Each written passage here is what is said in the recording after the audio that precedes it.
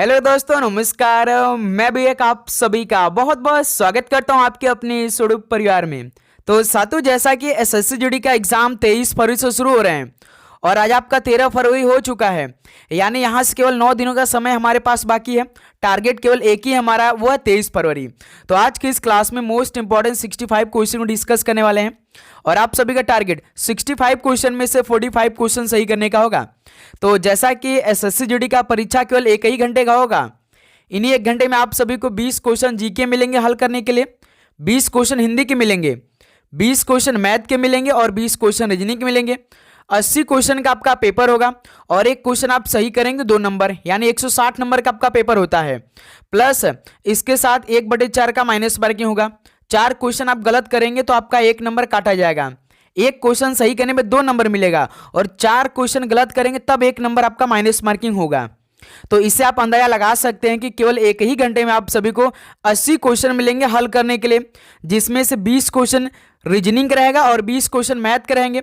सवालों के लेवल किस तरह से पूछा जाता होगा, तभी तो 60 मिनट में आपको पूरे 80 क्वेश्चन को सॉल्व करना होता है, जिसमें से 20 क्वेश्चन जीके पर रहता है, उसमें करंट अफेयर के भी सवाल रहेंगे, 20 क्वेश्चन हिंदी के रहेंगे। तो साथियों, जिस लेवल के सवाल हर बार एसएससी जीडी के परीक्षा में पूछे जाते हैं, उसी लेवल के क्वेश्चन इस क्लास में हम लोग डिस्कस करने वाले हैं।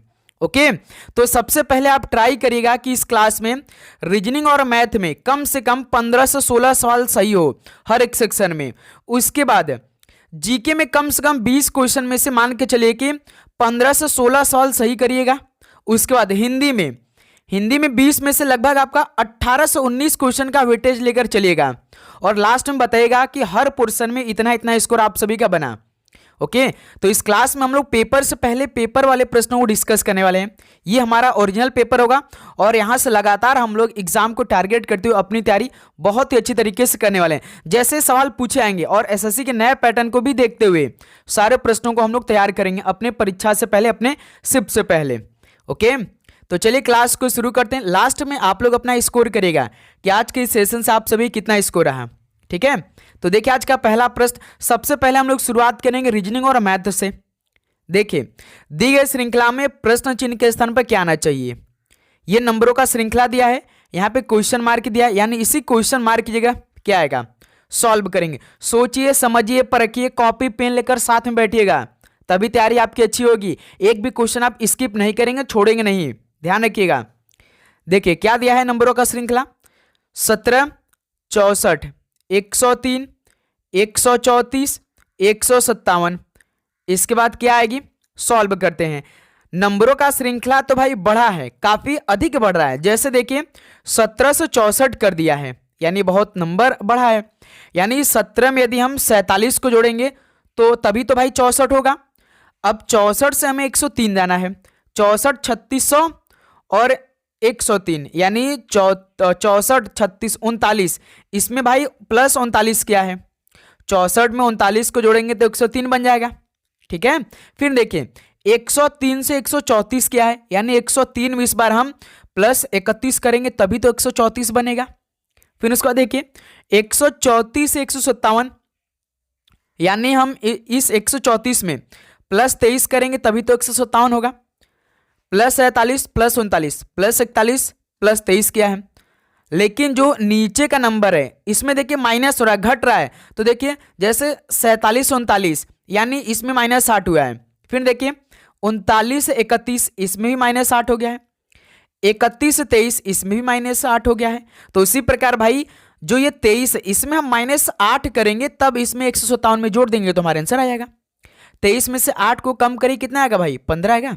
15 आएगा ना, 15 8 23 होता है, यानी 157 में हम 15 को जोड़ेंगे तब हमारा आंसर आ जाएगा। 157 में 15 को जोड़ेंगे तो कितना होगा, 57 13 70 2 72, यानी 172 आएगा भाई। यानी इस क्वेश्चन मार्क की जगह हमारा कितना आएगा आंसर, 172, जो कि पहला ऑप्शन बिल्कुल राइट आंसर हो जाएंगे।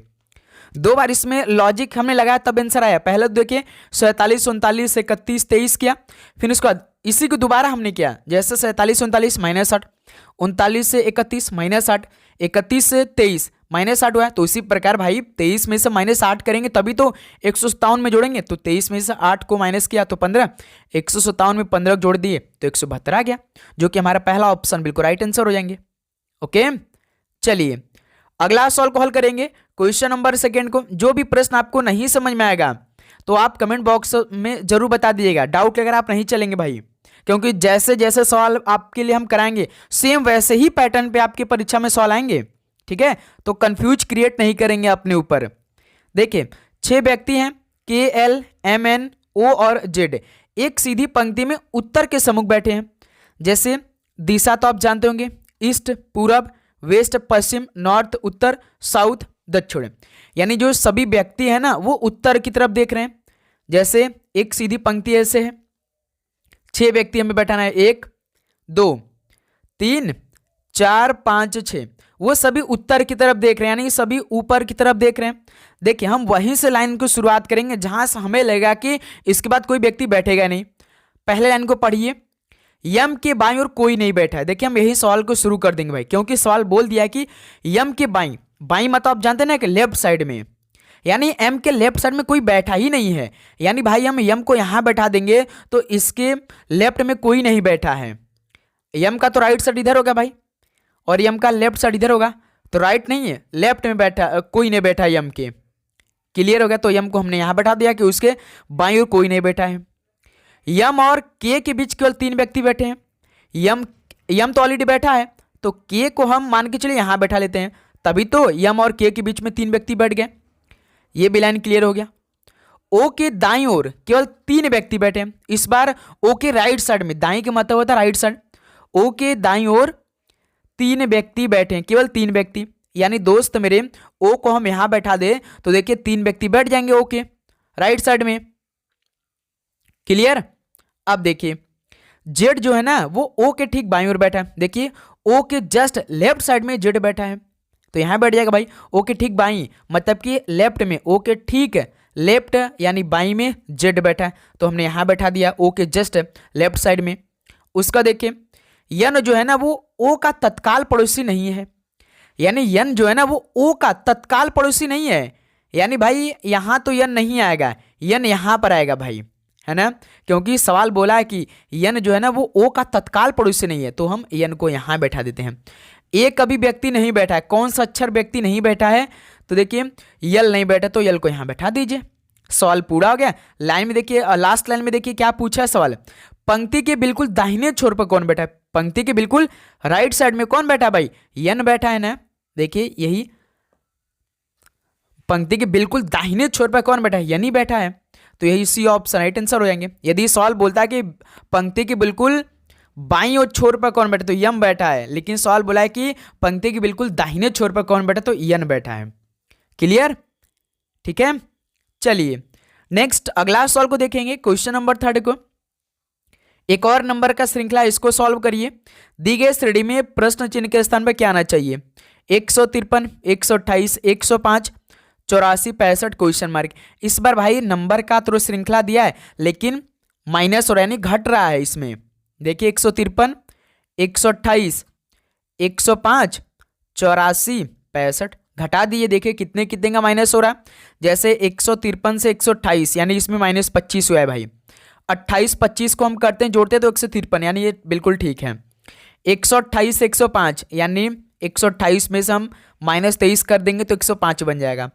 फिर देखिए 84, 16, 21 इसमें -21 हुआ है भाई। 84 से 65 यानी इसमें कितना हुआ है भाई, -19 हुआ है। यानी देखिए 2 का पेयर, 25 से 23 -2, 23 से 21 -2, 21 19 -2। तो इसी प्रकार भाई यहाँ से 2 करेंगे यानी -17 हमें करना पड़ेगा। 65 में से -17 करिए कितना आएगा, 48 आ जाएगा। तो बिल्कुल बी ऑप्शन बिल्कुल परफेक्ट आंसर हो जाएगा। यानी इसके बाद कौन सी संख्या आएगी, 48 क्वेश्चन मार्क कीजिएगा, 48 जो कि बी ऑप्शन बिल्कुल राइट आंसर है। ओके सभी क्लियर। चलिए अगला सवाल को देखेंगे, क्वेश्चन नंबर 4 को। एक निश्चित कूट भाषा में यक्स आई ए पी को 60 और एन जी क्यू सी को 51 के रूप में कूटबद्ध किया जाता है। दी गई भाषा में टी एफ आई जेड का कूट क्या बनेगा, सॉल्व करेंगे। देखिए जैसे यक्स आई ए पी इसका कोड 60 क्या है, यानी सबसे पहले तो हम हर एक अक्षर का कोड कर लेते हैं। यक्स होता 24, आई होता 9, ए होता 1, पी होता 16। इसको जोड़िए भाई, पहला लॉजिक यही लगाना है, जब भी कोई कोड दे उसका नंबरिंग किया हो तो सबसे पहले हर एक अक्षर का कोड करके उसको जोड़ दीजिए। 24 9 33, 33 1 34, 16 50। ये तो 50 आ रहा है, लेकिन हमें तो 60 लाना है, तो हम 50 में 10 को जोड़ देते हैं तो 60 बन जाएगा। दूसरा भी चेक कर लेते हैं भाई, एन जी क्यू सी, इसका कोड 51। तो सबसे पहले हर एक अक्षर का कोड एन 14, जी 7, क्यू 17, सी 3। 14 17 7 21, 21 17 38, 38 3 41।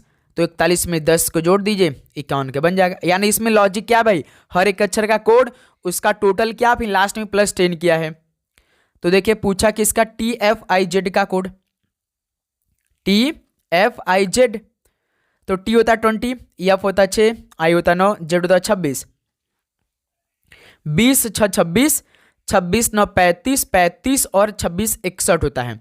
61 में 10 को जोड़ देंगे तो 71 आ जाएगा। यानी इस सवाल का भाई सी ऑप्शन बिल्कुल राइट आंसर हो जाएंगे। सभी क्लियर? यानी हर एक अक्षर का कोड उसका योग करके लास्ट में प्लस 10 करें। तो चलिए एक सवाल का राइट आंसर आप बताइए हमें कि कास्ट का क्या होगा, इसका कोड क्या बनेगा। ये सवाल आपके लिए होमवर्क रहेगा। इस सवाल का राइट आंसर आप कमेंट बॉक्स में सभी साथी देंगे भाई, जिसको जिसको समझ में आएगा वो इस सवाल का राइट आंसर देंगे। हर एक भाई क्लास का हम आप सभी कमेंट चेक करेंगे आज से, ठीक है। टारगेट हमारा 23 फरवरी है, याद रखिए। और भाई आप सभी को अपने शिफ्ट में बैठने से पहले ये सिलेक्शन वाले प्रश्न पढ़ लेना है। ध्यान रखिएगा, एसएससी के नए पैटर्न में जो इसको पढ़ लिया भाई, मैं गारंटी के साथ कह सकता हूं कि वो अपने शिफ्ट को आसानी से पास कर सकता है भाई। देखिए इसमें हम आपको क्या देंगे, जीके जीएस कंप्लीट देंगे, जो भी आपका संपूर्ण जीके जैसे क्वेश्चन बनते हैं। स्टैटिक जीके कंप्लीट दे रहे हैं भाई। इंग्लिश, जिसको इंग्लिश चाहिए इंग्लिश मिलेगी, जिसको हिंदी चाहिए हिंदी मिलेगी, क्योंकि एसएससी जीडी के पेपर में आते हैं इंग्लिश और हिंदी दोनों 20-20 क्वेश्चन। करंट अफेयर जितने भी मोस्ट इंपॉर्टेंट पूरे एक साल के वो देंगे। रीजनिंग पूरे मोस्ट इंपॉर्टेंट सारे टॉपिक के विथ डिटेल सोल्यूशन देंगे। मैथ्स भाई इससे पढ़ लीजिए आप लोग, ठीक है। और इसके अलावा हम आप सभी को फ्री पीडीएफ के रूप में 40 टेस्ट देंगे, जो कि टोटल 1000 क्वेश्चन ब्रह्मास्त्र होंगे। तो आपको ये मिले कैसे भाई, इस नंबर पे आपको मैसेज करना है, ये मैसेज नंबर देना है, इस पे मैसेज करना है और अपने पास मंगा। ये मिले कैसे भाई, मात्र भाई आपको हम ये 59 रुपीज़ का, मात्र 59 रुपीज़ का इतना सब प्रोवाइड करें भाई। अपने शिफ्ट में बैठने से पहले एक बार यदि आपने पढ़ लिया तो कोई रोक नहीं सकता आपको अपने शिफ्ट को क्रैक करने से भाई। याद रखिए मेरे दोस्त, वही क्वेश्चन देंगे जो आपके सीधे परीक्षा में आने वाले हैं। तो जल्दी करिए भाई, इस नंबर मैसेज करके अपने पास मंगाइए आप सभी लोग, ठीक है। नेक्स्ट अगला सवाल को देखते हैं, क्वेश्चन नंबर 5 को। एक निश्चित कोड भाषा में WGOA को 68 के रूप में कोडबद्ध किया जाता है, ISLT को 54 के रूप में कोडबद्ध किया जाता है। दे की भाषा में DXRI के लिए कोड क्या बनेगा। इस सवाल को सॉल्व किया जाए। जैसे देखिए WGOA, इसका कोड क्या दिया 68। तो सबसे पहले हर एक अक्षर का कोड कर लेते हैं। W होता है 23 नंबर का, G होता है 7 नंबर का, O जो होता है वो 15 नंबर का होता है, A होता है 1 नंबर का। इसको जोड़िए, 23 7 30, 30 15 45 1 46, लेकिन हमें तो 68 बनाना है। तो इसमें कितने का ऐड होगा भाई, बता सकते हैं आप लोग। 23 होता है आपका, O होता है 15, 1 होता, A होता है 1। तो 23 7, यहाँ से 23 7 30, 30 15 45, 45 से 46, लेकिन यहाँ तो 68 दिया है भाई। यदि हम 46 में प्लस 22 कर दे तो देखते हैं भाई, 68 ये दिया है, ठीक है। यानी सभी अक्षर का कोड उसमें प्लस 22 किया है। दूसरा चेक करते हैं, ISLT, इसका कोड 54। देखिए I होता 9, S होता 19, L होता 12, T होता 20। 9 और 19 28, 28 12, 28 12 होता है 40, 40 20 60 होता है। लेकिन तो भाई यहाँ पे कितना दिया है 54 दिया है, यानी इसमें से -6 कर दिया भाई, लेकिन उसमें तो प्लस 22 किया था। कुछ उल्टा लग रहा है भाई।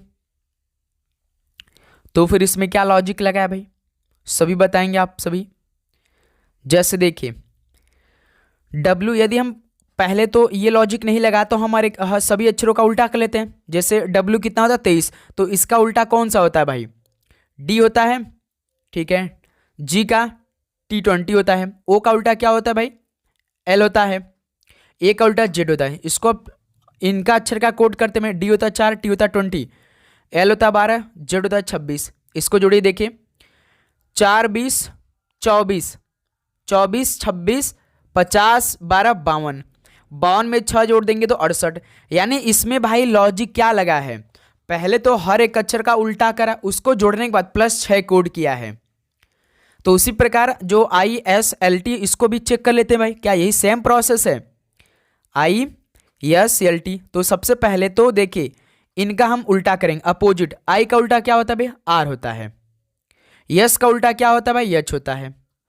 L का उल्टा क्या होता है भाई, L होता है 12, यानी O हो जाएगा, लो। जो हम लोग भाई ट्रिक से लो होता है ना, L का उल्टा O होता है। T का उल्टा G होता है। इसको अब हर एक अक्षर का कोड करिए। R होता 18, यच होता 8, O होता 15, G होता 7। 18 और 26, 26 15 होता है आपका 41, 41 7 होता है 48, 48 में 6 जोड़ दिए, देखिए 54 हो जाएगा। अब सभी को समझ में आ चुका होगा कि सभी अक्षर का कोड किया है, सभी अक्षर का उल्टा करने के बाद कोड किया है, उसमें प्लस 6 किया है। ये लॉजिक इसमें लग रहा है भाई, सभी अक्षर का अपोजिट किया, उसको जोड़ा है, लास्ट में 6 किया है, उसमें भी लास्ट में 6 जोड़ा है। तो अब देखिए DXRI, DXRI, डी का अपोजिट क्या होता है भाई, डी होता है 23, तो डी होता है 4, इसका उल्टा होता है W। यक्स का उल्टा होता है C होता है, R का उल्टा होता है I होता है, और I का उल्टा होता है R होता है भाई। ठीक है, क्लियर। अब देखिए इनके अक्षर का कोड करते हैं। W 23, C होता है 3, I होता है 9, R होता है 18। 23 3 26, 26 9 35, 35 18 53। यदि हम 53 में 6 जोड़ दें तो भाई 59 आ जाएगा। देखिए ऑप्शन दिया होगा आपका, तो यहाँ से देखिए पहला ऑप्शन, क्लियर। यानी सभी अक्षर का उल्टा, उसका कोड, फिर लास्ट में प्लस 6 फिर करना है भाई, उनका जोड़कर। ठीक है, तो इसी प्रकार हमने जो हमसे पूछा था DXRI, इसका अपोजिट लिखा, D का उल्टा W, X का उल्टा C, R का उल्टा I का उल्टा R। तो इनका कोड टोटल किया 53, 53 में 6 जोड़ दिया तो 59 आ गया। यही लॉजिक लगा था इसमें, क्लियर आप सभी को। चलिए नेक्स्ट अगला सवाल को देखिए, क्वेश्चन नंबर 6 को। दी गई श्रृंखला में प्रश्न चिन्ह के स्थान पे क्या आना चाहिए। एक और भाई नंबरों का श्रृंखला दे रखा है, देखिए ये आसान है भाई। 36 40 48 64 96, 36 40 प्लस 4, 40 48 प्लस 8, 48 64 प्लस 16, 64 से 96 प्लस 32। देखिए 4 का दुगुना 8, 8 का दुगुना 16, 16 का दुगुना 32, यानी इस 32 का दुगुना क्या होगा भाई 64, यानी इस 96 में 64 को जोड़ दीजिए। 6 4 10 के 0, 9 6 15 16, यानी 160 आएगा भाई, जो कि डी ऑप्शन, इस क्वेश्चन मार्क कीजिएगा 160 आएगा आंसर, जो कि डी ऑप्शन आपका परफेक्ट आंसर हो जाएंगे। क्लियर। चलिए अगला सवाल को देखिए, क्वेश्चन नंबर 7 को। अंग्रेजी वर्णमाला क्रम के आधार पर दी गई श्रृंखला में प्रश्न चिन्ह के स्थान पर क्या आएगा। ATE, VOZ, QJU और LEP क्वेश्चन मार्क, क्या आएगा, सॉल्व करिए दोस्त मेरे। देखिए जब भी अक्षरों का श्रृंखला है तो आप सभी केवल पहले अक्षर का कोड निकाल लीजिए। देखिए ए का कोड भी का कोड क्यू का कोड L। ए होता 1, लेकिन यहाँ पे भी होता 22, क्यू होता 17, L होता 12, लेकिन यहाँ पे एक तो 1 है, लेकिन हम यहाँ पे हम 27 मानेंगे भाई। आप जानते हैं ना कि ए से लेकर जेड तक आपका 26 होता है, लेकिन जब हम 27 बढ़ते हैं तो ए से शुरू हो जाता है, तो हम ए को यहाँ पे भाई 27 माने, क्योंकि यहाँ पे भी है, इतना दूर का डिफरेंस बहुत ज़्यादा हो जाएगा। अब देखिए 27 से 22 -5, 22 से 17 -5, 17 से 12 -5, इसमें लॉजिक क्या लगा भाई -5 का। तो उसी प्रकार 12 में से -5 करेंगे तो 7, 7 पे कौन आता है, जी आता है, यानी हमारा आंसर जी से मिलेगा। या तो भाई बी ऑप्शन होगा, या तो सी होगा, या तो डी होगा। GY GZ होगा, बताएंगे आप सभी। ओके, अब देखिए पहला अक्षर तो हमारा जी मिल चुका है, अब दूसरे अक्षर का इसी प्रकार कोड निकाल लेते हैं। टी का ओ से जे से ई। देखिए TO J और E, इसका कोड करिए T20, O15, J10, E5। इसमें -5, 20 से 15 -5, 15 से 10 -5, 10 से 5 -5। तो इसी प्रकार भाई यदि हम 5 में से 5 घटा देंगे तो 0, 0 पे कौन आता है भाई, आप सभी को मालूम है जेड आ जाता है, 26 हो जाता है तुरंत, ए नहीं होता है वो जेड हो जाता है, यानी जी जेड हो जाएगा भाई। अब देखिए या तो यल आएगा या तो के आएगा लास्ट के अक्षर का कोड का। चलिए भाई चेक कर लेते हैं। ई का कोड जे से, जे का कोड यू से पी से। देखिए E Z U P, ई देखिए यहाँ पे भाई 5 है लेकिन यहाँ पे 26 है, तो यहाँ पे उल्टा करके करेंगे, ई 31 करेंगे भाई, क्योंकि भाई जैसे 27 पे 28 पे बी, 29 पे सी, 30 पे डी, 31 पे ई, तो ई को हमने 31 किया। ये याद रखिए, कंफ्यूज आप नहीं होंगे जब भी पेपर में बैठेगा तो सोचेंगे ई सर जी थे 31 है, फिर जेड 26 है, तो कितने का लॉजिक लेगा।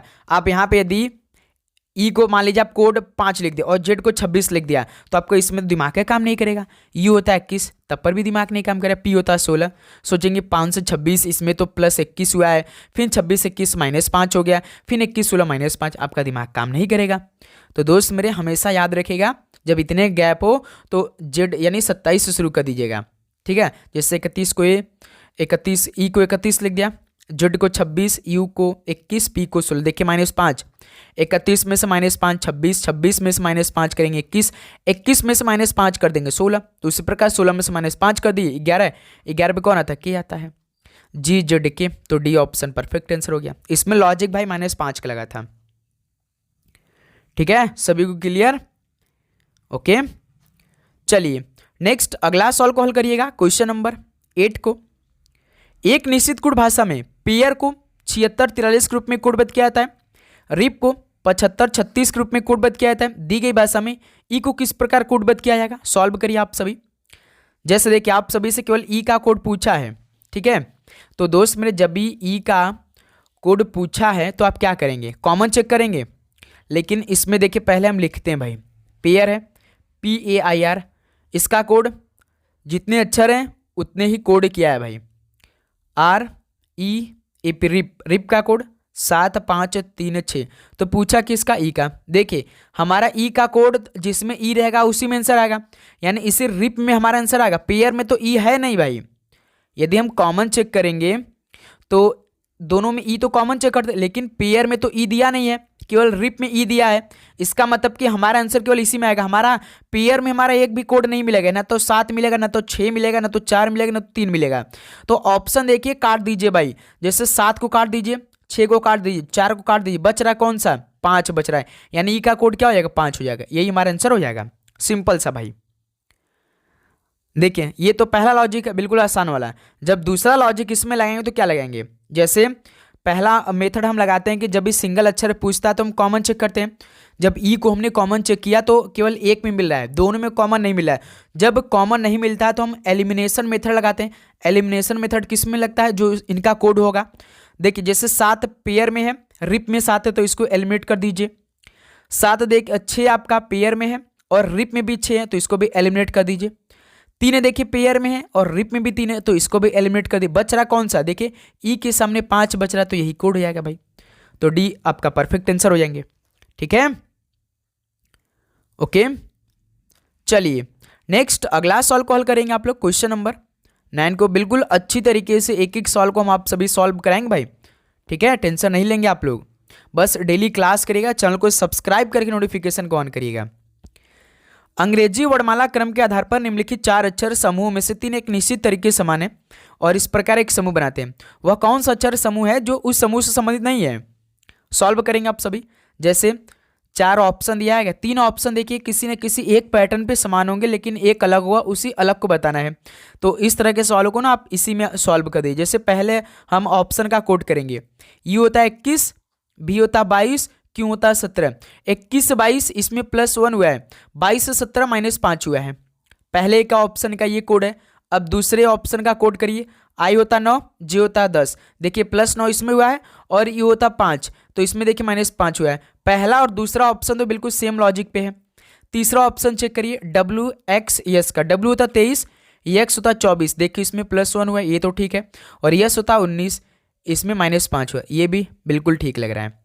अब देखिए पहला ऑप्शन, दूसरा ऑप्शन और तीसरा ऑप्शन सेम पैटर्न में भाई, +1 और -5 का। लेकिन जो डी ऑप्शन देखिए इसको चेक करिए, जैसे आई होता 9, एम होता 13, देखिए ये अलग कर दिया ना, +4 कर दिया, तो इस तरह से डी ऑप्शन हमारा बिल्कुल परफेक्ट आंसर हो जाएंगे, ठीक है। चलिए नेक्स्ट अगला सॉल्व को चेक करते हैं भाई। क्वेश्चन नंबर 10 का राइट आंसर क्या बनेगा, इसे आप सॉल्व करिए। आप इसे सॉल्व करेंगे भाई, 1 मिनट का समय आपको दे रहे हैं, ठीक है। इसे आप सॉल्व करिए पहले। जैसे यदि माइनस और भाग को परस्पर बदल दिया जाए तथा गुणा और प्लस को परस्पर बदल लिया जाए।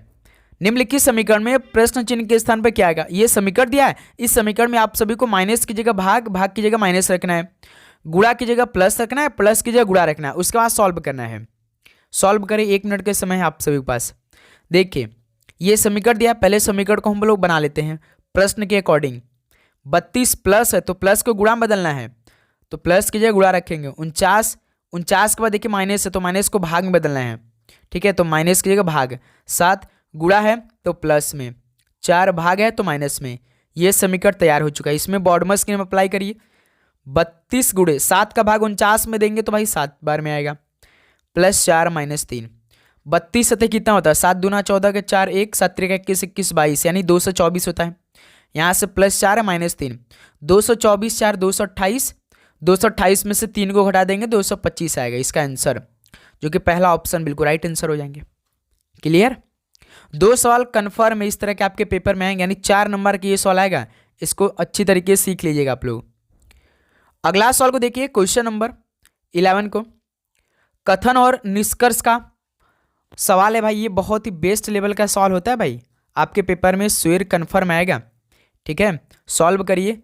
कथन और निष्कर्ष का उत्तर देना, तो सबसे पहले कथन के डायग्राम को बना लेते हैं।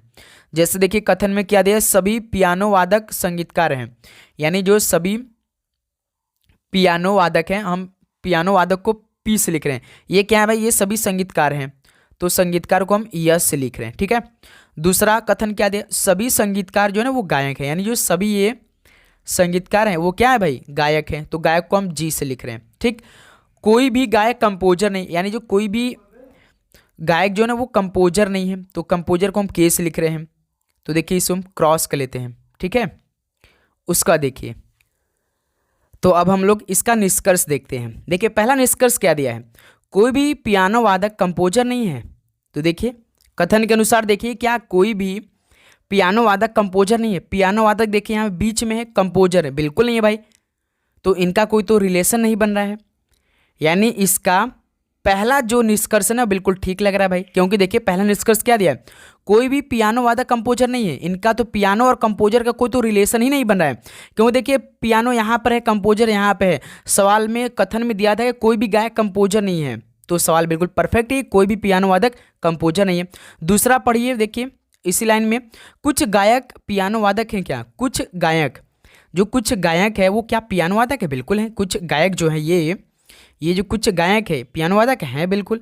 यानी इसमें देखिए भाई दोनों निष्कर्ष अनुसरण कर रहे हैं कथन के अनुसार, दोनों निष्कर्ष फॉलो कर रहे हैं भाई कथन के अनुसार। देखिए दोनों निष्कर्ष कौन सा है, दोनों निष्कर्ष एक और दोनों अनुसरण कर रहे हैं, यानी इस सवाल का तीसरा नंबर बिल्कुल परफेक्ट आंसर हो जाएंगे। ओके, सभी को समझ में आया? तो इसी तरह आप सवालों को सॉल्व करेंगे, बहुत ही आसान रहता है। जब भी कथन का सवाल है तो सबसे पहले कथन का डायग्राम आप लोग बना लीजिए, इसी तरह आसान हो जाएगा भाई। डेली क्लास में हम 1 से 2 सवाल इस तरह करते चलेंगे साथ में। देखिए क्वेश्चन नंबर 12 को सॉल्व करते हैं। 6 व्यक्ति हैं A B C R S और टी, एक वृत्ताकार मेज के चारों केंद्र की ओर मुख करके बैठे। एक सवाल आपके पेपर में इस तरह का भी आएगा, जैसे 6 व्यक्ति हैं, एक वृत्ताकार मेज के चारों केंद्र की ओर मुख करके बैठे, यानी इस तरह से एक वृत्ताकार मेज बना लेते हैं पहले हम लोग, ठीक है। इसमें 6 व्यक्ति को बैठाना है, तो 6 पंक्ति बना लेते हैं, 1 2 3 4 5 6। अब देखिए एक एक लाइन को हम पढ़ेंगे, एक एक लाइन को कंप्लीट करते चलेंगे। एकदम ध्यान से देखिए भाई, एक एक लाइन को पढ़ेंगे, एक एक लाइन को कंप्लीट करते चलेंगे, व्यक्ति को बैठाते चलेंगे। यस के दाईं ओर से गिनती करने पर ए और यस के बीच केवल 3 व्यक्ति बैठे हैं। यस के दाईं ओर से गिनती करने पर ए और यस के बीच में केवल 3 व्यक्ति बैठे हैं। तो भाई यस को मान के चलिए हम यहाँ बैठा लेते हैं। यस के दाईं ओर यानी यस के राइट साइड में, राइट इधर हो जाएगा भाई, ये केंद्र के यानी वृत्त के केंद्र की तरफ देख रहा है, तो इसका राइट साइड इधर ही होगा, लेफ्ट साइड इधर होगा ना, यानी दाहिना साइड इधर होगा और बायां साइड इधर होगा, ठीक है। क्योंकि भाई जो यस है ना वो वृत्त के केंद्र की तरफ देख रहा है, ठीक। ये लाइन पूरा हो गया। जैसे कि यस के दाईं ओर से गिनती करने पर ए और यस के बीच 3 व्यक्ति हैं, तो 3 व्यक्ति बैठाना है, तो ए को हम यहाँ बैठा लेते हैं भाई, क्योंकि यस के राइट साइड में 3 व्यक्ति बैठाना है, यस और ए के बीच में, तो ये लाइन पूरा हो गया। उसका देखिए दूसरा लाइन पढ़ते हैं। ए और बी के बीच केवल 2 व्यक्ति बैठे हैं, ए तो ऑलरेडी यहाँ बैठा है, ए और बी के बीच में दो व्यक्ति बैठे हैं, तो भाई बी को हम यहाँ बैठा लेते हैं। चाहे आप इधर से देखिए चाहे आप इधर से देखिए, ए और बी के बीच में दो ही व्यक्ति बैठे हैं। ये भी लाइन आपका पूरा हो गया। तीसरा का लाइन पढ़िए, आर जो है ना वो सी के ठीक दाईं ओर बैठा है, यानी सी के ठीक दाईं ओर कौन बैठा है? आर बैठा है। तो दोस्त मेरे सी के जस्ट राइट साइड में आर, तो सी को यहाँ बैठा लेते हैं, तो इसके जस्ट राइट साइड में आर को यहाँ बैठा लेते हैं। अभी एक पंक्ति खाली, यहाँ पे कौन नहीं व्यक्ति बैठा? टी नहीं बैठा है, तो टी को यहाँ बैठा लीजिए। सवाल पूरा हो गया। अब लास्ट लाइन में देखिए सवाल क्या पूछा है। ए के बाईं ओर से गिनती करने पर टी और ए के बीच में कितने व्यक्ति बैठे हैं?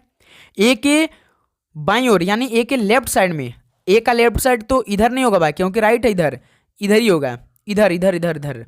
तो ए के बाईं ओर गिनती पर ए और टी के बीच में देखिए यहां से लेकर यहां तक पूरा कितने व्यक्ति हैं? एक आर है, एक सी है, एक बी है, एक यस, 4 व्यक्ति बैठे हैं।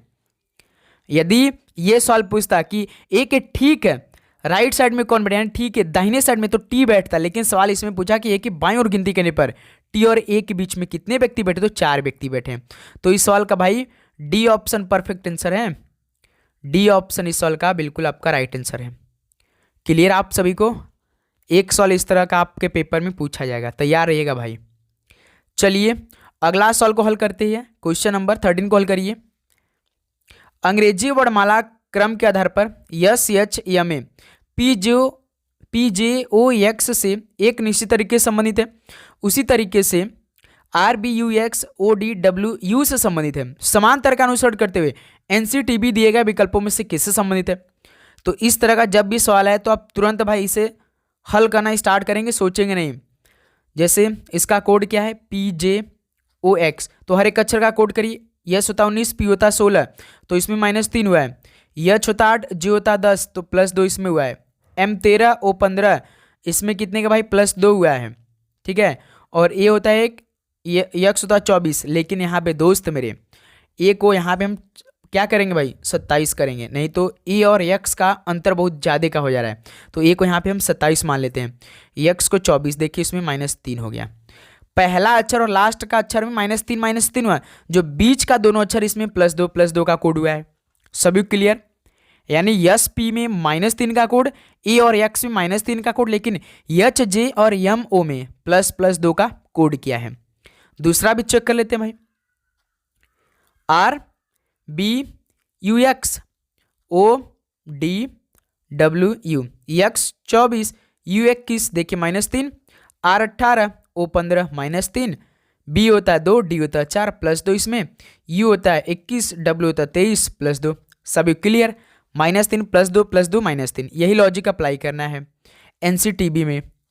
एनसीटीबी एन होता 14, सी होता 3, टी होता 20, बी होता 22, -3 +2 +2 -3, 14 में से 3 घटा देंगे 11, 11 पे की आता है। देखिए कौन सा ऑप्शन के से शुरुआत हुआ है? D option. कोई और ऑप्शन देखिए के से शुरुआत नहीं हुआ है, तो आपको पूरे को हल करने की आवश्यकता नहीं है, टाइम आपका बचत हो गया यहाँ पे। इसी तरह आपका टाइम 1-1 सेकेंड बचेगा भाई। उसी तरह आप सभी को भाई 40 क्वेश्चन सॉल्व करना होगा मैथ और रीजनिंग के। जैसे 3 2 5, 5 पे कौन आता है? ई आता है। 20 2 22, भी आता है। 22 में से 3 घटा देंगे 19, 19 पे एस, देखिए के ई भी एस, जो कि डी ऑप्शन परफेक्ट आंसर है। ओके, नेक्स्ट अगला सवाल कॉल करिए, क्वेश्चन नंबर 14 को।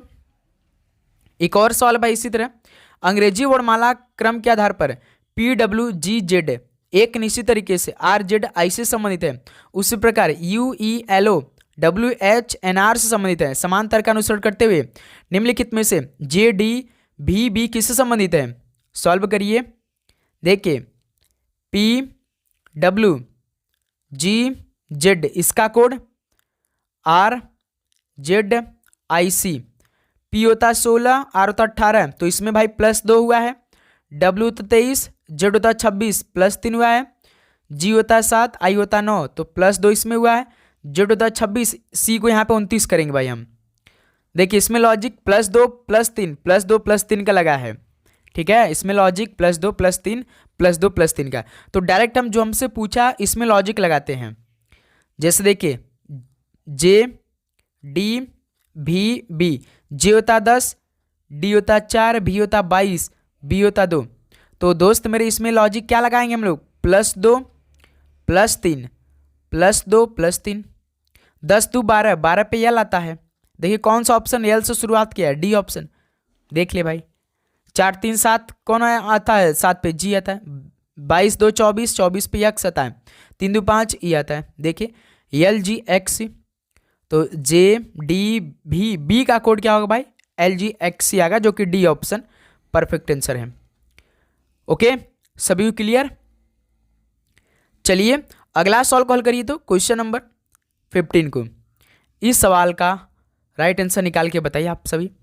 उस विकल्प का चयन कीजिए जो उन अक्षरों का प्रतिनिधित्व करता है जिन्हें नीचे दिए गए रिक्त स्थानों में बाएं से दाएं क्रमिक रूप से रखने पर अक्षर श्रृंखला पूर्ण हो जाएगी। चलिए भाई सॉल्व करिए। पहले तो जब भी ऐसे प्रश्न आए तो सभी को जोड़ लीजिए भाई, सभी को काउंट कर लीजिए कितने हैं, सभी खाने को, सभी अक्षर को। 1 2 3 4 5 6 7 8 9 10 11 12, यानी 12 टोटल है भाई इसमें। तो इसका हम खंड कर लेते हैं, जैसे 3 × 4 कर देंगे तो 12 आ जाएगा, 4 × 3 कर देंगे तो 12 आ जाएगा। दोस्त मेरे इसमें आपको देखिए, एक तो 3 × 4 आया, एक 4 × 3 आया। तो आपको ना याद रखिएगा, कम से कम भाई 4, जितना अक्षर का पेयर कम बने उतने का करिए। तो हम 4 अक्षर का 3 पेयर बनाएंगे। जैसे 4 अक्षर का हम 3 पेयर बनाते हैं, 4 अक्षर का हम 3 पेयर बनाते हैं। ठीक है, अब देखिए फिल करते हैं एक एक अक्षर को। जैसे पहला ऑप्शन उठाएंगे तो पहले TA भर देंगे, TA TB आ गया। फिर देखिए इसमें MN हो जाएगा। फिर उसका देखिए यहाँ पे A हो जाएगा। यही है भाई पहला ऑप्शन का कोड, TAMNA है। देखिए TA TB MNAM BMA, ये लॉजिक नहीं है भाई, यानी पहला ऑप्शन तो नहीं है, मैच कर रहा है भाई। पहला ऑप्शन मैच नहीं किया भाई, पहला ऑप्शन इसमें नहीं है बिल्कुल। अब ऑप्शन बी को भरिए। पहले वाले में N, फिर उसका T है, NTTB। फिर देखिए फिर यम आ गया भाई, ये भी लॉजिक सही नहीं भाई, यानी ऑप्शन बी भी नहीं मैच करा। ऑप्शन सी देखिए MTTB, फिर उसके बाद MTTB, फिर उसके बाद ANA, फिर देखिए ANAN, फिर उसके बाद BMA हो जाएगा, ये भी लॉजिक नहीं है। ऑप्शन डी देखिए यही हो सकता है भाई, NATB, फिर उसका देखिए NATB, फिर उसका NATBM, फिर देखिए NATBM, फिर NA, ये देखिए बिल्कुल ठीक है। इसमें देखिए NATBM NA लास्ट में, यानी यही डी ऑप्शन का परफेक्ट आंसर है। एक लॉजिक बनाना है, NATBM NA, ठीक है भाई। और लास्ट में यदि पूरा रहता तो क्या होता, TBM हो जाता। ये आपका पेयर ठीक हो रहा है। ठीक है, अब सभी को समझ में आया। 5 5 का पेयर रहता तो बिल्कुल ठीक रहता, 15 अक्षर टोटल रहता तो। ठीक है, तो इस सवाल का डी ऑप्शन परफेक्ट आंसर होगा। इसी तरह आप सवालों को सॉल्व करेंगे। नेक्स्ट अगला सवाल को देखिए, क्वेश्चन नंबर 16 को। यदि शब्द क्लाइंबर के प्रत्येक अक्षर को अंग्रेजी वर्णमाला क्रम में व्यवस्थित किया जाए तो कितने अक्षरों के स्थान अपरिवर्तित रहेंगे। सॉल्व करिए भाई। जैसे क्लाइंबर लिखा है CLIMBER, तो भाई इस क्लाइंबर के अक्षर का इस्तेमाल करके आप सभी को ABCD, जैसे कि क्रम वाइज आपका ABCD रहता है, वर्णमाला रहता है, उसके हिसाब से सेट करना है इन्हीं क्लाइंबर के सभी अक्षरों का इस्तेमाल करके। तो सबसे पहले तो देखिए भाई कौन आएगा, B आएगा, क्योंकि सबसे छोटा A तो है नहीं, तो B आएगा। उसके बाद C आ जाएगा, C के बाद D नहीं है, E है, EF है नहीं, GHI है भाई, IJ नहीं है, KL है, MN नहीं है, M है, OR है। तो दोस्त मेरे इसमें देखिए C से B बदल गया, L से C हो गया, I से E हो गया, M से I आ गया, B से L हो गया, E से M हो गया, R से R हो गया। यानी केवल एक अक्षर ऐसा है जो कि अपने स्थान को अपरिवर्तित कर रहा है। तो इस सवाल का पहला ऑप्शन बिल्कुल परफेक्ट आंसर हो जाएंगे। ओके, सभी को क्लियर, किसी प्रकार का डाउट बिल्कुल नहीं। चलिए नेक्स्ट अगला सवाल कॉल करिए, क्वेश्चन नंबर 17 को। ये मैथ का सवाल है, मैथ के सभी सवालों को सॉल्व करेंगे आप सभी।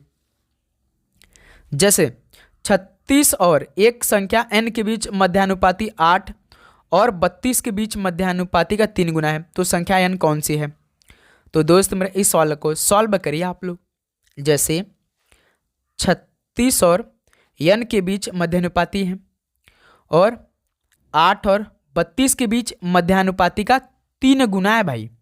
तो जब हम 3 गुना है ना, तो दोस्त मेरे हम क्या करते हैं, जब भी हम ए और बी का जब मध्यानुपाती निकालते हैं तो क्या करते हैं, रूट में ए इंटू बी कर लेते हैं। फॉर्मूला बेसिक है, जब भी हम लोग ए और बी के बीच का मध्यानुपाती निकालते तो क्या करते हैं, रूट ए इंटू बी कर लेते हैं। तो उसी प्रकार यहाँ से कितना हो जाएगा भाई, 8 × 32 कर लेते हैं डायरेक्ट। कितना हो जाएगा भाई, 256, रूट 256। रूट 256 किसकी वैल्यू होती है, 16 का होता है। जब रूट 256 बाहर निकलेगा तो 16 हो जाएगा भाई, स्क्वायर का टर्म है, ठीक है। 16 आ गया भाई, ए इंटू बी करने पे 16। अब मध्यानुपाती का 3 गुना है, इनके बीच का देखिए 8 और 32 के बीच मध्यानुपाती का 3 गुना। तो दोस्त मेरे इस ए इंटू बी यानी 8 और 32 का 3 गुना यानी 16 इंटू 3 हम करना पड़ेगा भाई हमें, यानी ये 48 के बराबर होगा भाई, ठीक है। ये लाइन क्लियर हो गया। फिर उसके बाद 36 और एक संख्या n के बीच अब हम लोग मध्यानुपाती निकालेंगे। ये देखिए 48 के बराबर है। तो दोस्त मेरे यदि हम 36 और n के बीच मध्यानुपाती निकालेंगे तो कितना होगा भाई, ये कितना होगा, रूट 36 इंटू n हो जाएगा। क्यों भाई, अब देखिए जब ये रूट यहाँ पे रूट 36 इंटू n बराबर 48 होगा भाई, क्योंकि 8 और 32 के बीच मध्यानुपाती का 3 गुना हमने निकाला तो 48 आया। जब दोस्त मैंने यहाँ से 36 गुणा n होगा, जब रूट 48 पे जाएगा तो स्क्वायर हो जाएगा भाई, क्योंकि स्क्वायर जब हटता है तो भाई स्क्वायर पे आ जाता है, ठीक। अब देखिए यहाँ से कितनी वैल्यू आएगी, 36 गुणे n, 48 का स्क्वायर याद होगा 50 तक आपको याद होना चाहिए, 2304 होता है भाई, 2304 होता है, ठीक। अब n की वैल्यू यहाँ से निकालेंगे तो कितना आएगा भाई, n की वैल्यू जब करेंगे तो गुणा में है, जब भी गुणा में रहेगा तो ये भाग कर देगा, हमेशा एक प्लस रहता तो माइनस करता है, लेकिन यहाँ पे 36 गुणे n है तो गुणा है तो भाई भाग करेगा डायरेक्ट, ठीक। अब 36 का भाग 2304 में करिए, कितना आएगा आप सभी का, 23 छक्का 66, 36 का 6, 36 का 18, 22, यानी 6 बार में समथिंग आपका देखिए 6, 64 देखिए बी ऑप्शन, यानी पूरा करने पर 64 आएगा, जो कि बी ऑप्शन परफेक्ट आंसर है। बहुत आसान सवाल था भाई, थोड़ा सा लॉजिक लगाना था लेकिन बहुत ही आसान सवाल थे, ठीक है। सभी क्लियर। चलिए अगला सवाल को देखिए, क्वेश्चन नंबर 18 को, इसे हल करिए। एक बेलनाकार टैंक की क्षमता 47 से 74 मीटर क्यूब है, यदि आधार की त्रिज्या 7 मीटर है तो गहराई कितनी होगी, बताइए भाई। ये सवाल भी थोड़ा सा लॉजिकल टाइप का है। जैसे बेलन का आयतन का फॉर्मूला पहले लगा लेते हैं भाई, पाई आर स्क्वायर एच होता है ना। आयतन इसमें देखिए दिया है आपका भाई, एक बेलनाकार टैंक की क्षमता 4774 मीटर क्यूब दिया है, यानी इसमें तो भाई आयतन दे रखा है हमें 4774। पाई की वैल्यू 22/7 रख लेते हैं। आर त्रिज्या, रेडियस त्रिज्या बोलते हैं, आर स्क्वायर यानी 2 बार 7 में मल्टीप्लाई करने पर। हाइट हमसे पूछा है भाई, ऊंचाइयाँ पूछा है तो सॉल्व कर लेते हैं। 7 का 7 से कैंसिल, 22 सतह कितना होगा 4774, 22 7 दूनी 14 4, 7 दूनी 14 15, 154 गुणे यच।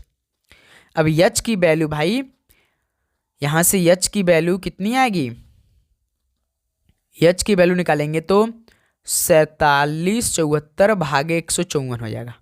इसे सॉल्व करेंगे तो आपका 31 आंसर आएगा। कितना आएगा 31 मीटर। तो पहला ऑप्शन परफेक्ट आंसर है। फॉर्मूला बेस था ये सवाल भाई, थोड़ा सा बस लॉजिक लगाना था, ठीक है। आप सभी को समझ में आया।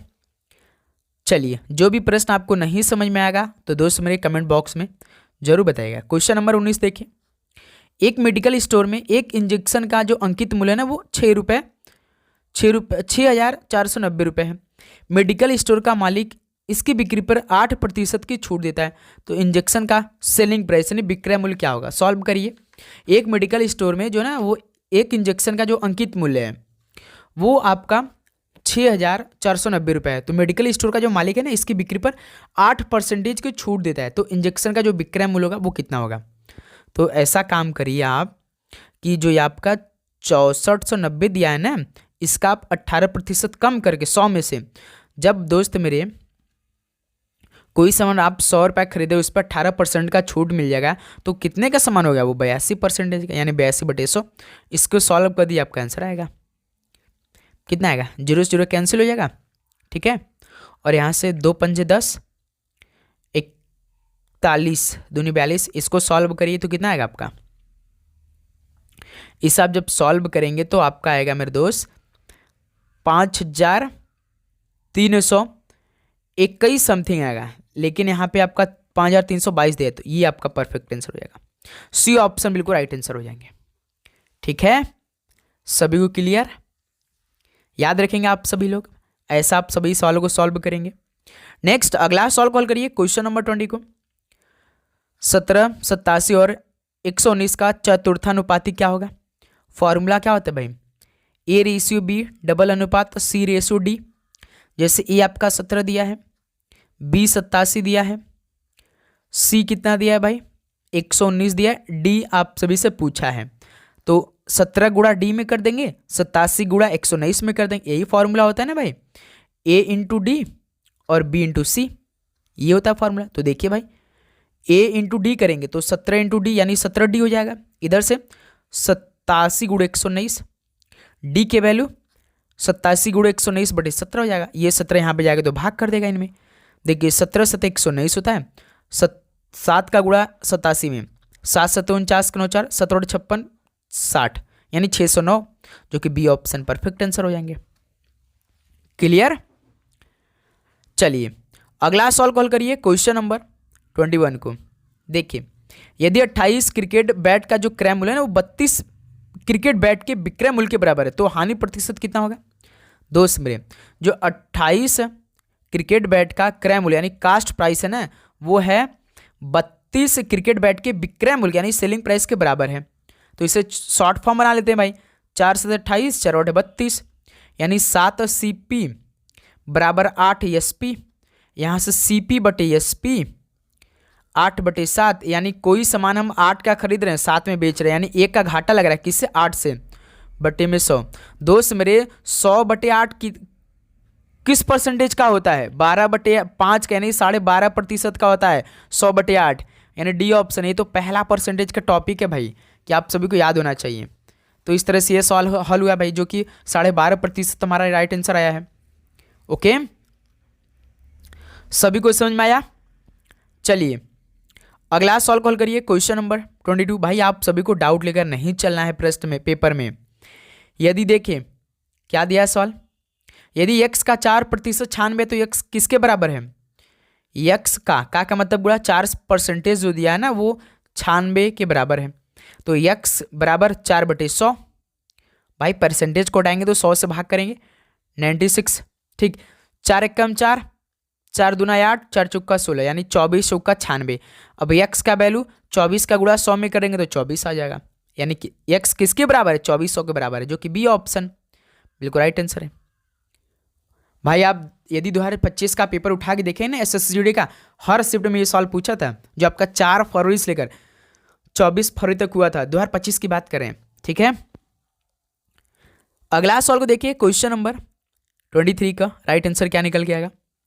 दो संख्याओं का लघुत्तम समापवर्त यानी एलसीएम और महत्तम समापवर्तक HCF क्रमशः 198 और 33 है। यदि उनमें से एक संख्या 99 है तो दूसरी संख्या कितनी होगी? सर जी फॉर्मूला तो हमने पढ़ा है, एलसीएम इंटू HCF बराबर पहली संख्या इंटू दूसरी संख्या। एलसीएम की वैल्यू 198 दिया है, HCF की वैल्यू 33 दिया है और एक संख्या 99 दिया है, दूसरी संख्या हमसे पूछ दिया है। दूसरी संख्या बराबर कितनी हो जाएगी? 198 गुणे 33 बटे में 99। 33 से कम 33, 33 दिया 99 में, 198 का भाग 3 में करा दीजिए, 3 छक्का 18, 3 छक्का 18 यानी 66 आ गया। तो दूसरी संख्या कितनी होगी? 66 होगी, जो कि सी ऑप्शन बिल्कुल राइट आंसर हो जाएंगे। ओके, अब बताइए साथी कि आप सभी का रीजनिंग और मैथ से कितना सवाल सही हुआ है? ये 23 सवाल थे भाई। अब यहाँ से हम लोग बिल्कुल बहुत ही शानदार तरीके से जीके और हिंदी क्वेश्चन देखने वाले हैं, तो ट्राई करिएगा भाई, कम से कम आपका जीके में 16 सवाल से 17 सवाल सही होना चाहिए और हिंदी में कम से कम 18 से 19 सवाल सही होना चाहिए आप सभी का, ठीक है। चलिए नेक्स्ट अगला सवाल को देखते हैं, क्वेश्चन नंबर 24 को जीके का भाई। भारत को किस पंचवर्षीय योजना के दौरान बांग्लादेशी शरणार्थियों के आगमन की चुनौतियों का सामना करना पड़ा था? भारत को किस पंचवर्षीय योजना के दौरान बांग्लादेश शरणार्थियों के आगमन की चुनौती का सामना करना पड़ा था? तो ये चौथी योजना के समय, चौथी योजना की शुरुआत कब हुआ था? 1969 से लेकर 74 के बीच में, ठीक है। तो इस सवाल का डी ऑप्शन परफेक्ट आंसर है। नेक्स्ट अगला सवाल को देखिए, क्वेश्चन नंबर 25 को। भारत के नागरिक के लिए कितने मौलिक कर्तव्य हैं? भारत के नागरिक के लिए कितने मौलिक कर्तव्य हैं?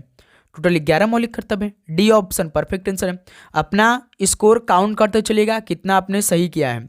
ओके। क्वेश्चन नंबर 26 देखिए, स्वच्छ भारत अभियान किस भारतीय राष्ट्रीय त्योहार पर मनाया जाता है? स्वच्छ भारत अभियान किस भारतीय राष्ट्रीय त्योहार पे मनाया जाता है? तो ध्यान रखिएगा, गांधी जयंती पर 2 अक्टूबर को। सी ऑप्शन राइट आंसर है। अगला सवाल को देखिए, क्वेश्चन नंबर 27, जनगणना 2011 के अनुसार निम्नलिखित में से किस जिले में सबसे कम लिंगानुपात है? जनगणना 2011 के अनुसार किस जिले में सबसे कम लिंगानुपात है? तो भाई दमन में। सी ऑप्शन राइट आंसर है। अगला सवाल को देखिए, क्वेश्चन नंबर 28 को, भारतीय प्रेस अधिनियम एक कानून जिसने भारत में प्रेस को नियंत्रित करने के लिए सरकार को व्यापक अधिकार दिए, किस वर्ष पारित किया गया था? भारतीय प्रेस अधिनियम एक कानून जिसने भारत में प्रेस को नियंत्रित करने के लिए सरकार को व्यापक अधिकार दिए, किस वर्ष पारित किया गया था? तो ये 1910 में पारित किया गया। डी ऑप्शन राइट आंसर है। अगला सवाल को देखिए, क्वेश्चन नंबर 29 को, जंतु कोशिकाएं 2 भ्रूणीय परतों और एक अविभेदित परत में व्यवस्थित होती हैं, जिसे क्या कहा जाता है? जंतु कोशिकाएं 2 भ्रूणीय परतों और एक अविभेदित परत में व्यवस्थित होती हैं, जिसे क्या कहा जाता है? तो उसे मेसोग्लिया बोलते हैं। क्या बोलते हैं भाई? मेसोग्लिया बोलते हैं। ध्यान रखिएगा, ऑप्शन बिल्कुल राइट आंसर है। अगला सवाल को देखिए, क्वेश्चन नंबर 30, सरयू साई को 2006 में किस नृत्य शैली के लिए नाट्य कला ज्योति पुरस्कार दिया गया था? सरयू साई को 2006 में किस नृत्य शैली के लिए नाट्य कला ज्योति पुरस्कार दिया गया था? तो ध्यान रखिएगा आप लोग, कुचिपुड़ी के लिए। कुचिपुड़ी की उत्पत्ति आंध्र प्रदेश हुई थी।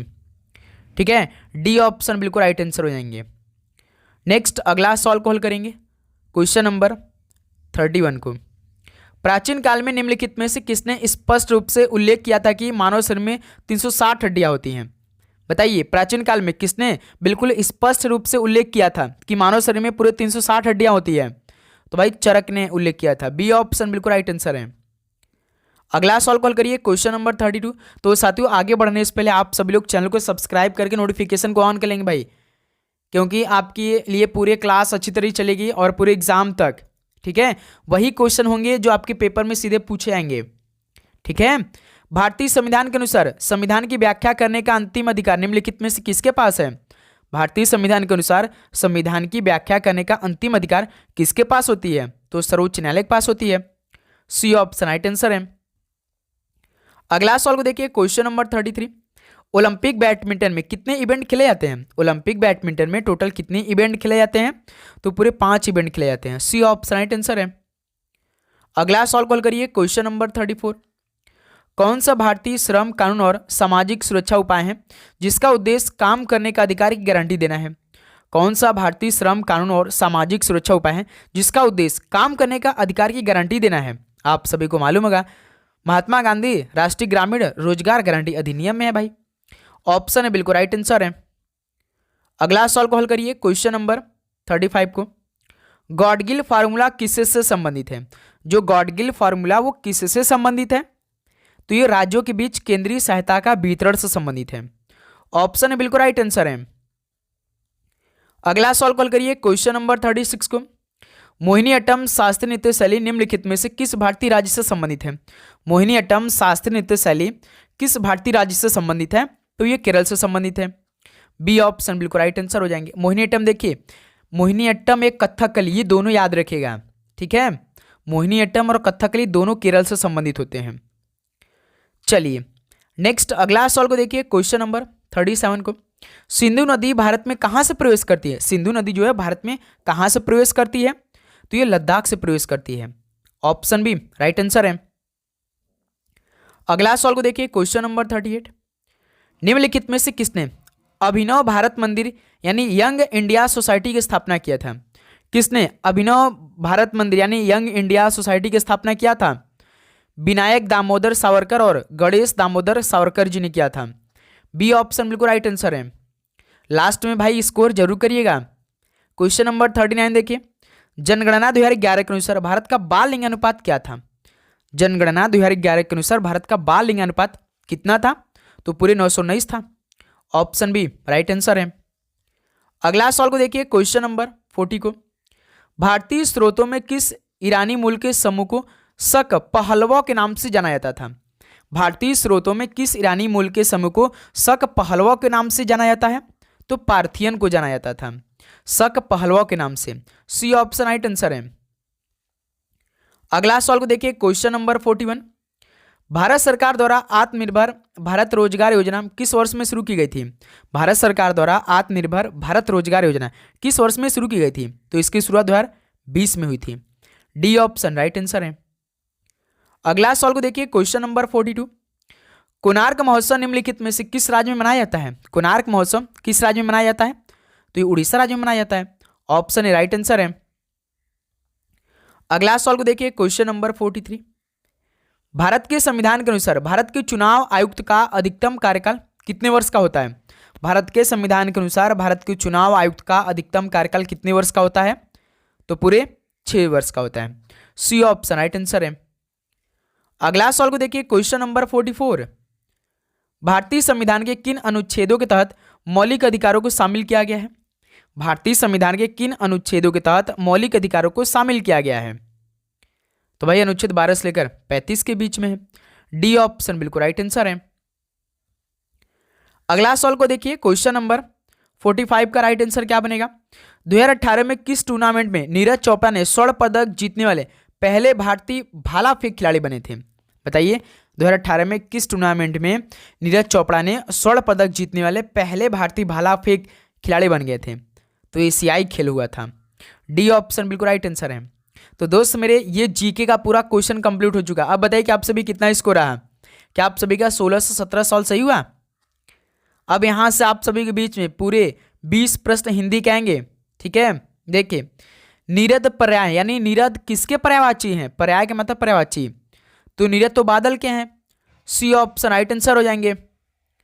अगला सवाल को देखिए, क्वेश्चन नंबर 47 को हिंदी में अपना स्कोर काउंट करते चलेंगे। निम्नलिखित वाक्य को विदेशा शब्द के माध्यम से पूरा करना है आप सभी को। साहब ने सभी हवलदारों की अच्छी परेड करवाई, यानी अच्छवाट अश्विन पट्टिका की कमिश्नर साहब जी ने। जो कमिश्नर है ये विदेशा शब्द है, तो यही क्या हो जाएगा? कमिश्नर साहब ने सभी हवलदारों की अच्छी परेड करवाई, यानी डी ऑप्शन आपका बिल्कुल परफेक्ट आंसर है। अगला सवाल को देखिए, क्वेश्चन नंबर 48। इनमें से संकीर्ण का विलोम शब्द कौन सा होगा? संकीर्ण का विलोम शब्द क्या बनेगा? संकीर्ण का विस्तीर्ण बनेगा। सी ऑप्शन राइट आंसर है। अगला सवाल को हल करिए, क्वेश्चन नंबर 49 को मुहावरे और उसके अर्थ के लिए सही विकल्प चुनिए। अकड़ दिखाना, तो दोस्त मेरे अकड़ दिखाने का सही मुहावरे का अर्थ क्या बनेगा? अकड़ दिखाना यानी वो क्या कर रहा है? वो एक तरह का भाई घमंड कर रहा है, यानी घमंड करना है। बी ऑप्शन बिल्कुल राइट आंसर है। अगला सवाल को देखिए, क्वेश्चन नंबर 50 को यह झील प्राकृतिक है, रेखांकित शब्द के उचित विलोम शब्द का चयन के, यानी प्राकृतिक का आप सभी को विलोम शब्द बताना है। प्राकृतिक का जो विलोम होगा यानी उल्टा होगा कृत्रिम होगा। ऑप्शन यहां से बिल्कुल परफेक्ट आंसर हो जाएंगे। ठीक है, नेक्स्ट अगला सवाल को देखिए, क्वेश्चन नंबर 51 को अंग शब्द का अनेकार्थी निम्न में से कौन सा असंगत है? अंग शब्द का अनेकार्थी इनमें से कौन सा असंगत है? जैसे देखिए, संख्या तो है भाई, गोद भी है, नाटक का भाग है, लेकिन धागा नहीं है भाई। ठीक है, तो यही असंगत है। बी ऑप्शन परफेक्ट आंसर है।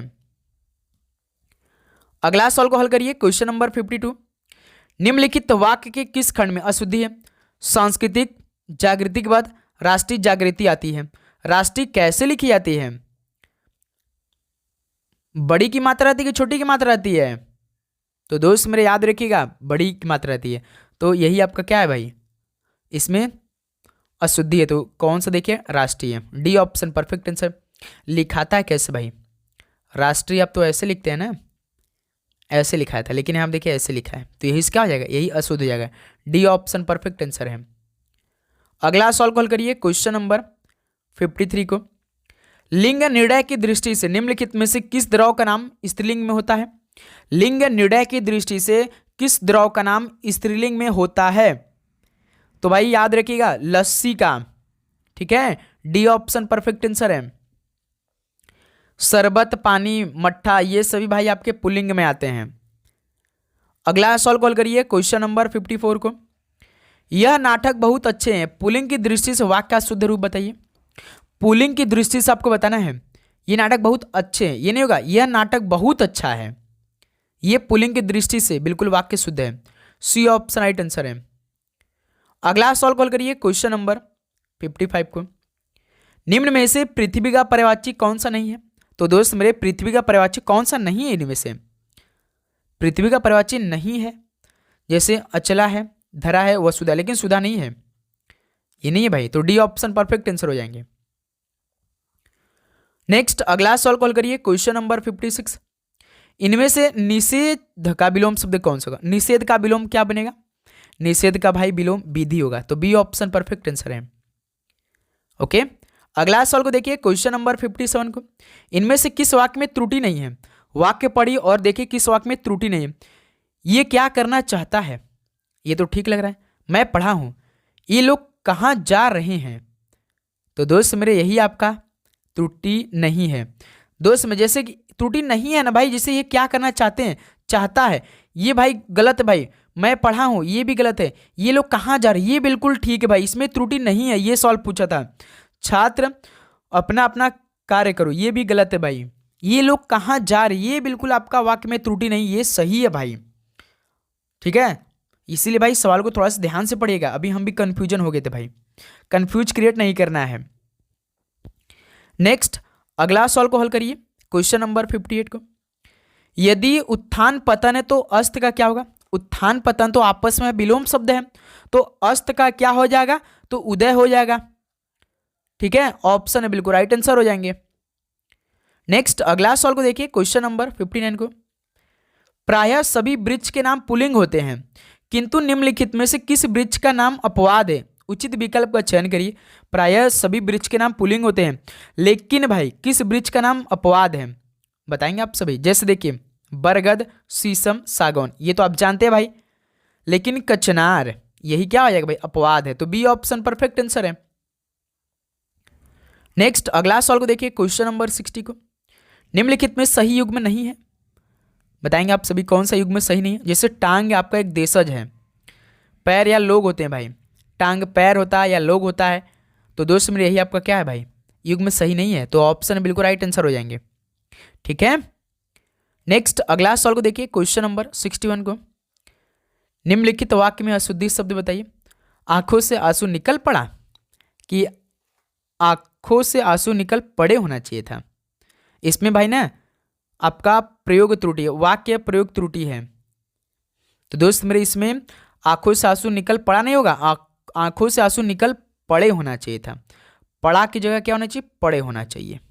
ठीक है, तो इस सवाल का ऑप्शन है बिल्कुल परफेक्ट आंसर है। नेक्स्ट अगला सवाल को देखिए, क्वेश्चन नंबर 62 को। निम्नलिखित वाक्य की पूर्ति देशज शब्द से करिए। किसी भी व्यक्ति को कहना अनुचित है, यानी आप सभी को देशज शब्द से पूर्ति करना है इस फिल इन द ब्लैंक्स को। किसी भी व्यक्ति को भाई सज्जन कहना अनुचित है, हमें देशज शब्द देखना है। ढक्कन, बिल्कुल भाई ढक्कन एक देशज शब्द है, तो व्यक्ति को ढक्कन कहना अनुचित है, तो यही आपका बी ऑप्शन परफेक्ट आंसर हो जाएंगे। अगला सवाल को देखिए, क्वेश्चन नंबर 63 को। अंधे की लाठी मुहावरे के लिए उपयुक्त खंड कौन सा होगा? अंधे की लाठी मुहावरे के लिए उपयुक्त खंड कौन सा होगा? अंधे की लाठी यानी दोस्त मेरे एकमात्र सहारा, तो सी ऑप्शन परफेक्ट आंसर है। अगला सवाल को देखिए, क्वेश्चन नंबर 64। आनंद का पर्याय निम्न में से नहीं है, यानी आनंद का पर्यायवाची कौन सा नहीं है भाई? जैसे हर्ष है, उल्लास है, मोद है, यंत्रण नहीं है, तो बी ऑप्शन बिल्कुल राइट आंसर हो जाएंगे। अगला सवाल को देखिए, क्वेश्चन नंबर 65 को। निम्न में से पृथ्वी का पर्यायवाची कौन सा नहीं है? पृथ्वी का पर्यायवाची कौन सा नहीं है? जैसे अचला है, धरा है, वसुधा, सुधा नहीं है, तो डी ऑप्शन परफेक्ट आंसर है। तो साथियों ये पूरे 65 क्वेश्चन कंप्लीट हो चुके हैं। अब बताइए कि आप सभी का इन 65 क्वेश्चन में से कितना स्कोर रहा? सभी बताएंगे भाई, तो उम्मीद करूंगा आपको हर एक क्वेश्चन काफ़ी अच्छी तरीके से समझ में आएंगे। यदि आपको किसी भी प्रश्न पे डाउट हो तो कमेंट सेक्शन में जरूर बताइएगा, डाउट लेकर आप नहीं चलेंगे। ठीक है, चैनल को आप सब्सक्राइब करके नोटिफिकेशन को भी ऑन कर लेंगे। क्लास अपलोड होगी तो पहला नोटिफिकेशन आप सभी के पास आएगी। तो आप सभी को जय हिंद, जय भारत। मिलते हैं साथ ही एक और नए क्लास में। आप लोग रिवीजन करते रहिए, पढ़ाई करते रहिए, मॉक टेस्ट लगाते रहिए। ओके, तो आप सभी को all the very best, God bless you, धन्यवाद।